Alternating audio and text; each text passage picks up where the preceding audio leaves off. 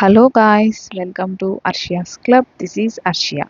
ఈరోజు సండే కదా, ఎంతో టేస్టీ హెల్దీ ఎమ్మీగా ఉండే చికెన్ రోస్ట్ చేసేద్దాం. వచ్చేయండి. దానికోసం చికెన్ని చిన్న చిన్న ముక్కలు, ఎక్కువ పెద్ద పెద్ద ముక్కలు కాకుండా చిన్న చిన్న ముక్కలు చేసి, మనం ఇక్కడ కుక్కర్లో వేయడం లేదు, ప్యాన్లో చేస్తున్నాం కాబట్టి చిన్న ముక్కలు కట్ చేసుకొని మ్యారినేట్ చేసుకోవాలి.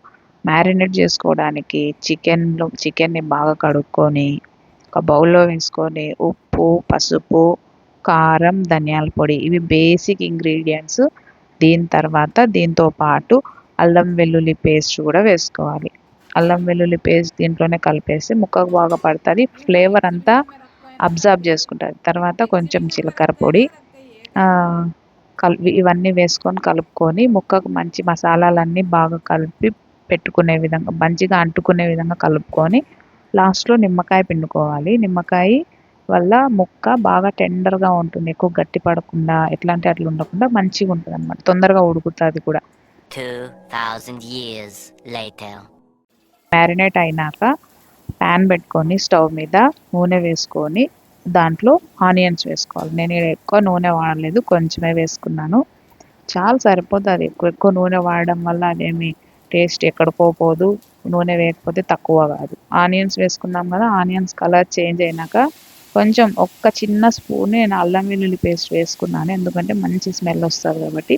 అల్లం వెల్లుల్లి బాగా పచ్చివాసన పోయినాక చికెన్ వేసుకొని బాగా కలుపుకొని తర్వాత పుదీనా, కొత్తిమీర, కరివేపాకు వేసుకొని వీటి వల్ల మంచి ఫ్లేవర్ వస్తుంది అనమాట. ఎందుకు ముందుగానే వేస్తున్నానంటే ఆ ఫ్లేవర్ అంతా ముక్క అబ్జర్వ్ చేసుకుంటుంది కాబట్టి ఇవన్నీ వేసుకొని కలుపుకోవాలి. బాగా కలుపుకొని ఆ నీళ్ళన్నీ ఎవాపరేట్ అయిపోయే వరకు మనం స్పూన్తో కలుపుకుంటూనే ఉండాలి. కలుపుకున్నాక ఇంకా ముక్కలో వాటర్ ఉంటుంది, అందుకోసం మూత పెట్టేసి మంచిగా ఆ నీళ్ళు ఊరి ఎవాపరేట్ అయిపోయే వరకు, చూసినారు కదా, ఎవాపరేట్ అయిపోయినాయి ముక్కలో ఉండే నీళ్ళన్నీ, చూడు అక్కడక్కడ కనిపిస్తున్నాయి. అవంతా పోయే వరకు మళ్ళీ కలుపుకొని, ఇంకా ముక్క ఉడకలేదు కాబట్టి ఇంకొంచెం వాటర్ వేసుకొని మూత పెట్టేసి ఉడికించుకోవాలి. ఎందుకంటే దాంట్లో ఉండే నీళ్ళు సరిపోలేదన్నమాట, అందుకు కొంచెం వాటర్ వేసుకొని మూత పెట్టేసి ఆ నీళ్ళు ఎవాపరేట్ అయిపోయే వరకు మూత పెట్టేసి ఉడికించుకోవాలి. మధ్యలో ఖచ్చితంగా చెక్ చేసుకోవాలి, ఎందుకంటే మాడిపోయే అవకాశాలు ఉంటాయి కాబట్టి. మనకు సైంటిస్ట్లం కాదు కదా ఇంత టైంకే ఉడికిపోతుంది అనుకోవడానికి. చూడండి, ఇక్కడైతే ముక్క ఉడికిపోయింది, వాటర్ ఎవాపరేట్ అయిపోయింది. ఈ స్టేజ్లో మన హీరో ఇంగ్రీడియంట్ అయిన పెప్పర్ పౌడర్ వేసుకోవాలి. మిరియాల పొడి వేసుకొని, నేను కొంచెం పుదీనా, కొంచెం కొత్తిమీర మిగిల్చుకున్నాను, అది కూడా వేసేసుకోవాలి. ఎందుకంటే ఇప్పుడు వేస్తే ఇంకొంచెం బాగా టేస్ట్ ఎన్హాన్స్ అవుతుంది అనమాట. అవంతా బాగా ముక్కలకు పట్టే విధంగా కలుపుకోవాలి. ఇంకా అక్కడక్కడ వాటర్ ఉంటే అది కూడా ఎవాపరేట్ అయిపోయే విధంగా కలుపుకోవాలి. చూసినారా ఎంత కలర్ఫుల్గా తయారైందో మన చికెన్ రోస్ట్. అంతా డిష్ అవుట్ చేసేసుకున్నాను, చూడండి ఎంత బాగుందో. కరివేపాకు, పుదీనా అవన్నీ ఎంత బాగా కలర్ఫుల్గా గ్రీన్గా కనిపిస్తున్నాయో. దీన్ని తినేద్దాం, వచ్చేయండి. వేడి అన్నంలో సాంబార్ వేసుకొని, బెండకాయ సాంబారు వేసుకొని, దానికి సైడ్ డిష్గా ఈ చికెన్ రోస్ట్ అనమాట.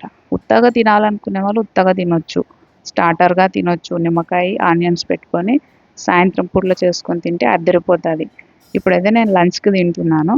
వేడి అన్నంలో సాంబార్ కలుపుకొని, మధ్యలో ఒక ముక్క పెట్టుకొని, మధ్యలో ముక్కలు తినుకుంటా భోజనం చేసుకుంటే మాటలు లేవు.